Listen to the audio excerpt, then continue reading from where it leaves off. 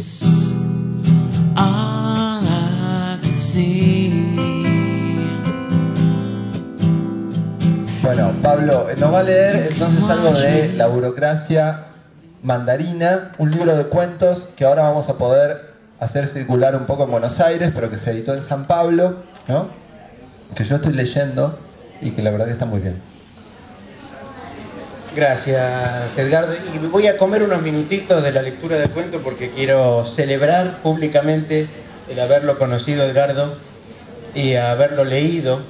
Leí los naufragios que me pasaste y le dije que es el más fabuloso antifabulista, porque es una colección de antifábulas.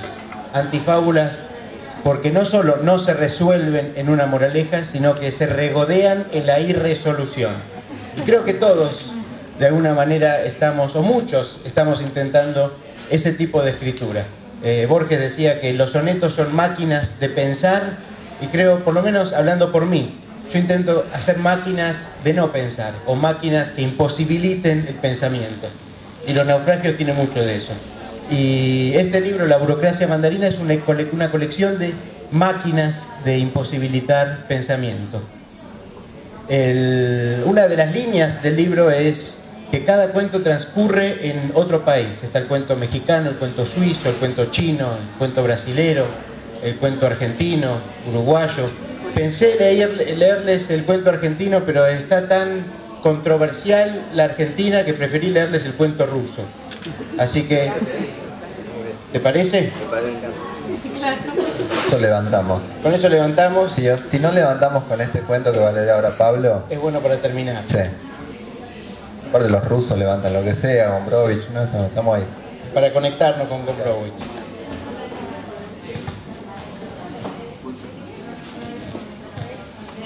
Se llama Cita a ciegas. Dice, las citas a ciegas intimidan, pero si ocurren entre ciegos...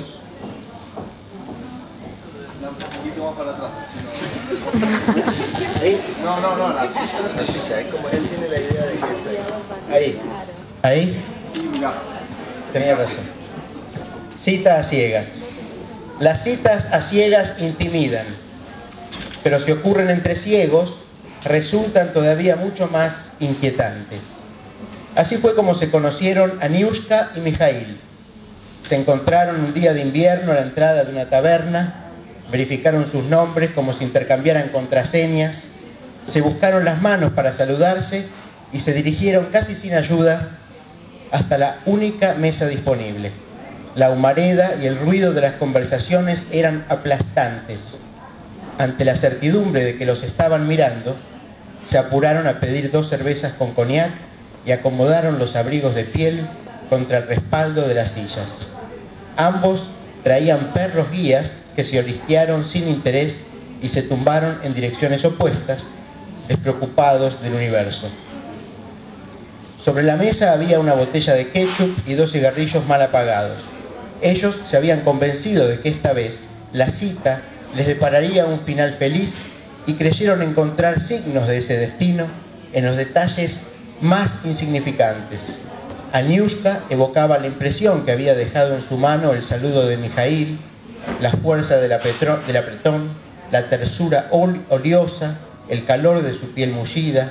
Mijail recreaba el dejo gutural con el que ella había pronunciado su nombre, estirando la jota, como solo podría haberlo hecho una hija natural de Nolchiknik. Con la esperanza de volver a tocarlo, Aniushka tanteó el aire a través de la mesa. Finalmente atrapó la mano de Mijail y la condujo instintivamente hasta su rostro. Con la nariz hundida entre los dedos, rastreó las huellas casi imperceptibles de nicotina, de tierra seca y garrapiñadas. Mijail palpó los pómulos anchos, la nariz levemente cartilaginosa y los párpados trasnochados de Aniushka. Con los labios entreabiertos, ella recorrió uno de esos dedos membrudos y se lo introdujo en la boca. Los ojos exorbitados, inmutables de Aniushka, dirigidos hacia las galerías superiores, parecían revelar una expresión de asombro, aunque cualquiera hubiera podido confundirla con una súplica o un agradecimiento. Mijail bajó por la yugular hasta toparse con un seno abultado. Lo apreció a través de la seda, sin apuro, como para medir en un mismo manoseo el tamaño y la consistencia. Pero Aniushka lo levantó por el cuello de la camisa y lo tendió de espaldas sobre la mesa. Rompió de un tirón los botones de la camisa y el pecho lampiño de Mijaíl quedó expuesto a las ocasionales ráfagas del invierno moscovita. Mijaíl sintió los dedos de Aniushka deslizándose por sobre su torso estremecido. Esas yemas, habituadas a leer en braille las novelas de Tolgonov, recorrían los bulbos erectos de su piel de gallina como si se tratara de otro texto abrumador, de otra interminable escena gótica, como aquella del rapto nocturno en que por despecho revolucionario la prostituta Grigorievna despelleja con sus propias uñas proletarias el cuerpo rendido del príncipe Orlov. Bajo esos dedos largos de prestidigitadora que transcurrían como gotas espesas, ganando terreno como ríos de lava ardiente, Mijaíl reconoció los ramalazos del deseo subiendo por sus venas. Aniushka tampoco pudo postergar la exaltación. Haciendo equilibrio contra la silla, se trepó sobre Mijaíl hasta sentir en su rostro la vena palpitante de ese sexo que se agitaba en espasmos involuntarios, y dominándolo con ambas manos para no desatinarle, lo introdujo escrupulosamente en su boca. El rostro de Mijaíl quedó sumergido bajo las enaguas de Aniushka. Todo su ser fue penetrado por un intenso olor a arenque del Báltico, lentamente marinado en buques del sur. Las orejas de Mijaíl, cubiertas por las piernas rollizas de Aniushka, quedaron aisladas del mundo. De repente todos los ruidos, las conversaciones, la música, el tráfico, se resumieron en un eco sofocado que le llegaba desde una distancia insondable, como rumores de caracol, de concavidades oceánicas que lo transportaban y lo suspendían en el vaivén de una marea espumosa. Relamiendo aquella vulva naval, degustó minuciosamente el jugo íntimo de Aniushka. Los globos oculares de Mijaíl, inyectados en derrames verdeazules, asomaban por debajo de las nalgas temblorosas.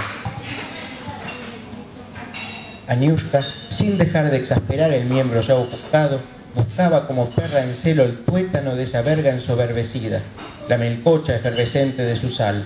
Mijaíl, por su parte, hurgaba con la lengua sedienta hilos cada vez más profundos de aquella vertiente diluviana, apretando las dos caras de ese inmenso culo, clavando las uñas largas en la piel poseada, como si exprimiera la última gota de un milagroso fruto tropical. Sí, eran ciegos, pero crepitaban con la ceguera del fuego.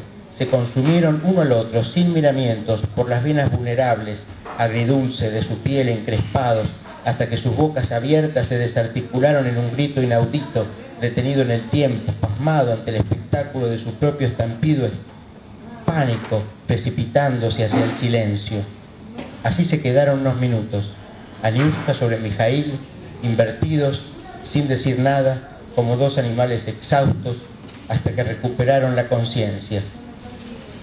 Entonces, con dificultad, desenroscaron sus cuerpos, volvieron a las sillas y se arreglaron sus ropas. Ni Aniushka ni Mijaíl podían encontrar nada para decirse. Aceptaron ese momento de incomodidad como si estuvieran manteniendo un minuto de silencio por un desconocido que todavía no hubiera muerto. No habrían sabido cómo admitírselo a sí mismos, pero el sabor que persistía en sus paladares comenzaba a revelar su ascendencia animal, su trasgusto de rancias evocaciones orgánicas. Con un ladeo mínimo, los perros intercambiaron una fugaz mirada de complicidad, como si reconocieran haber pasado por una circunstancia similar. Aniushka y Mijaíl ya sabían que las citas a ciegas no conducen a nada, y que en general se trata de un mundo cruel. Por eso, después de un plazo que ambos consideraron conveniente, sin ser descortés, recuperaron las correas, se despidieron y se marcharon cada uno por su lado. Sobre la mesa solo había quedado unos arabescos dibujados en ketchup que un viejo de uniforme hizo desaparecer de una sola trapeada.